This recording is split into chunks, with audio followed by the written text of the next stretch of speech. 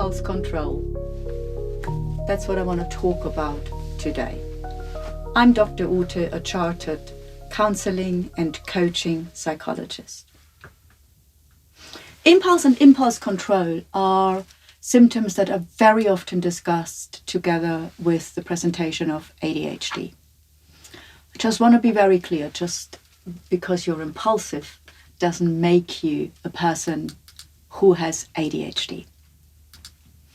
But whether or not having agency over your impulses is something that can be extraordinarily difficult for you, for your life, for your relationships, careers, and for the people you connect with.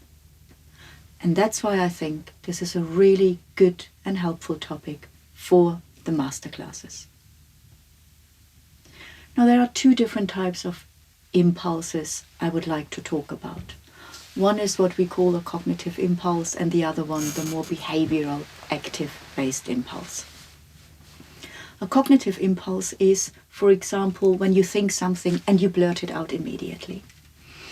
When you have an emotion, this brings you into a certain reaction and you blast it out.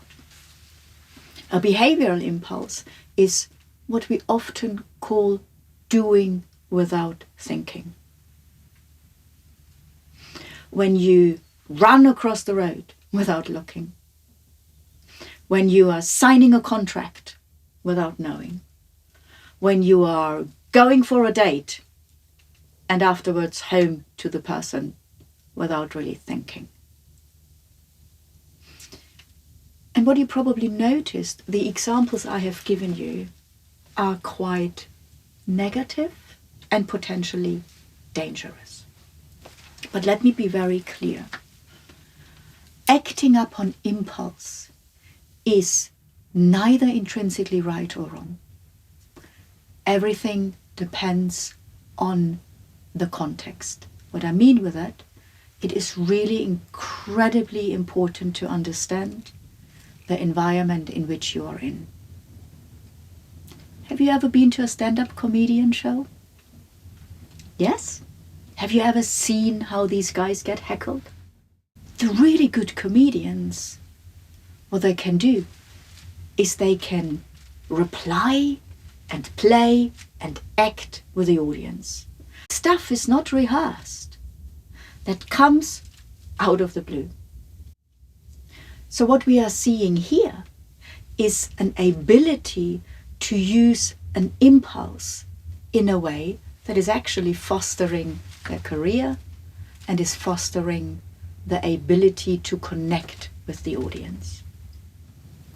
What we need to do is we need to understand when it is helpful and when it is not helpful. And herein lies, especially for people with ADHD, the problem, is the ability to switch on the control if and when needed. The ability to not see like buy, but to see like pause and check whether I can actually afford that purchase. The ability to take agency over that behavior that is driven by the impulse. And that's why you see many people with ADHD blurting out things very quickly. You can see them drinking very fast. You can see them eating very, very quickly. There seems to be a really fundamental difficulty in controlling these impulses. How do I know that? Because I live with that myself. What do we do with it? First and foremost, and this is probably one of the most difficult steps to do, and one of the easiest to say and to comprehend. We need to notice when such an impulse comes online. When I work with my clients who come with an ADHD diagnosis, or when I diagnose ADHD, what I'm asking them is the following question. How does impulse feel? What happens in your body when it comes online? If we are unaware of it, we are of course at its mercy. So the first step I'm asking you to do is, when an impulse has come and you acted upon it, whether it was a cognitively driven impulse or a behavioral driven impulse, when it's done, and we normally go into, oh, why did I do that? I want you to pause this more negative judgment for a moment and ask yourself the following question. How did it feel? How does impulse feel for me? Or in other words, what is its red flag? Because only when you notice it, then you can start controlling it differently. Does this make sense? So first step, noticing. Second step, and this is probably 2 weeks down the noticing training, is when you notice that thing we call impulse comes online, I need you to pause. Slow it down. Incredibly difficult, of course, for anyone who has led a life that is impulse driven. But in that pausing and slowing down, you are creating a space in which you can make a choice how to do the next step. I give you the word impulse and each of the letters as a tiny little exercise. I. Identify the behavior. For example, I have an impulse shopping. I have an impulse drinking. I have an impulse talking and saying whatever I'm thinking. Don't be shy, don't judge. Notice. M. Make the behavior explicit. For example, I say things to people that are quite harsh. Or I'm shopping for stuff I can't afford.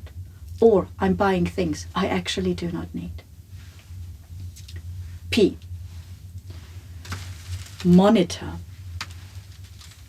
Ask one of your peers and ask maybe your partner whether they could have a look at you monitoring your behavior, because they see you doing from a different angle, which has really a lot of interesting and important data for you.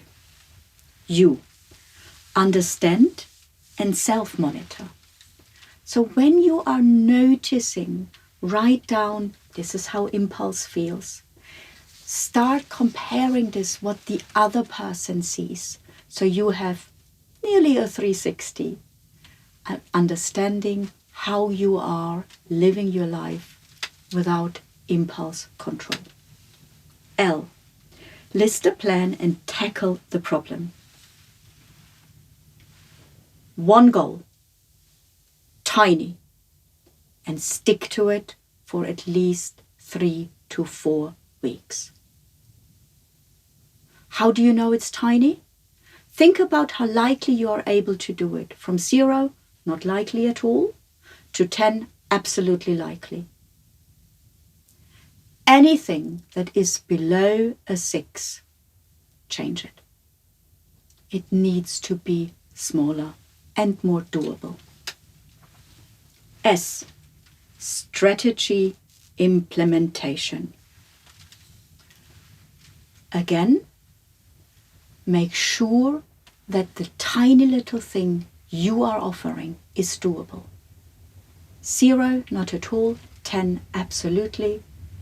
Anything that is 6, 7, 8, 9, 10, workable. If it's less, make your strategy smaller. And the last one, E, evaluation. Evaluation is not about fail or win. Evaluation is, what did I do? What worked? What was difficult? What is my next step of development? Because then the impulses you're having are working for you rather than you working for them. If you like our masterclasses, please subscribe. You can also find me on Instagram, dr_ute_.